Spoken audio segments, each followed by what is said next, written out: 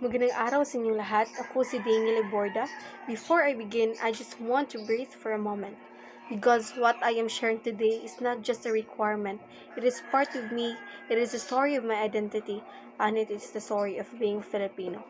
Growing up in the Philippines, I realized something.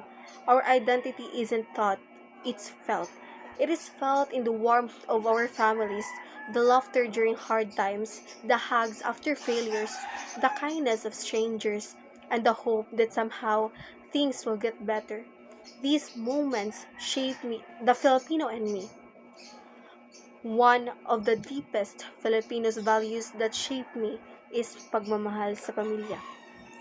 Not the ideal kind of family we see in the movies, but the real one, the messy, noisy, imperfect family, yet filled with love in ways we don't always say out loud.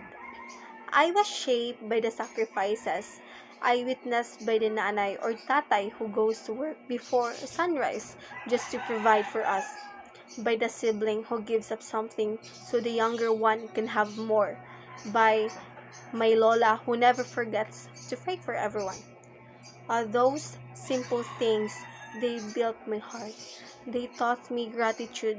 They taught me care. They taught me to be a person who values people and not things. Another value that defines me deeply is bayanihan, and I saw its real meaning during recent calamities such as the typhoons, floods, earthquakes, landslides, when so many communities were shaken, soaked, and broken. But despite the destruction, something stronger rose, the Filipino spirit. I saw people forming human chains in flood waters just to save one family trapped inside their home. I saw strangers carrying children to safety, while others offered dry clothes, food, and shelter, even if they themselves lost almost everything. Volunteers traveled for hours, passing through muddy roads just to deliver relief goods. Students organized donation drives. Fishermen used their small boats to rescue neighbors from rooftops. And even those who had very little still gave what they could: a blanket, a pack of noodles, and the most important thing is the prayer. That is bayanihan. It's not about being a hero, it's about choosing to show up for others, even when life is heavy, even when we're tired, even when we are also hurting. And there is resilience. After the floodwaters went down, after the typhoon passed, after the earthquake shook our world, I saw Filipinos standing outside their damaged homes, muddy, tired, but still smiling, still helping each other clean up, still finding ways to rebuild piece by piece.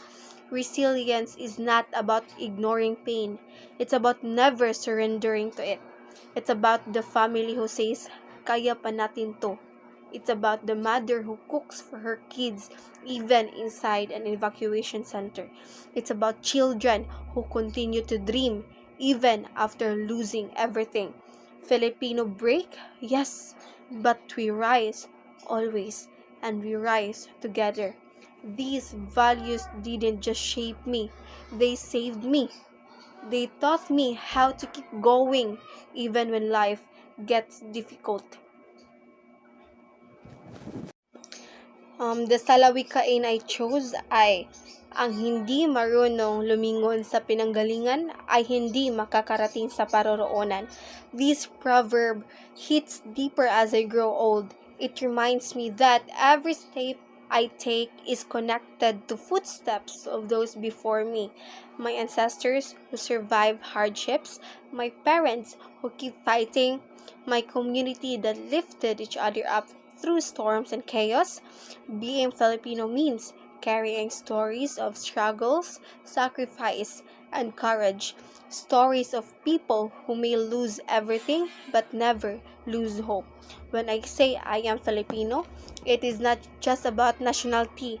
I mean, I am the product of love, I am the product of hope, I am the product of community, and I am the product of resilience.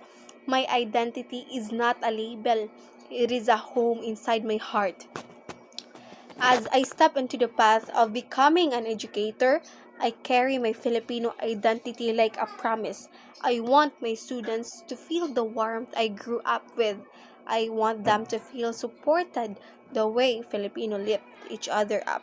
I want my classroom to be a space where kindness is normal, where mistakes are allowed, and where dreams are protected.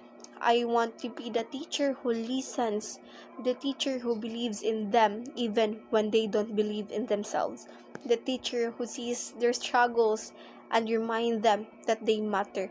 I want to carry bayanihan into my teaching because education is shared mission with families, communities, and students themselves. And every time I lead a class, I want to honor my roots. I want to teach with heart because that is what being Filipino taught me. So, to my future students and to anyone listening right now, do not be ashamed of where you come from. Your struggles, your scars, your victories, and your dreams, they are not weaknesses. They are proof that you have survived, learned, and risen. They are part of a bigger, braver, and more beautiful story. A Filipino story.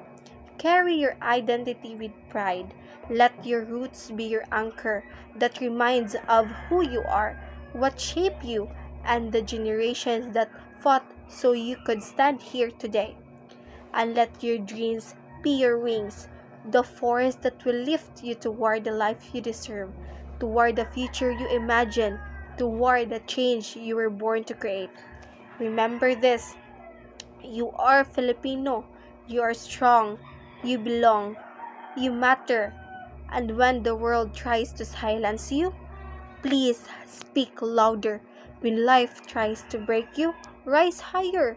When you feel lost, look back at your roots because they will always guide you forward. Maraming salamat po, and may we all continue to rise, to fight, to dream, and to soar together.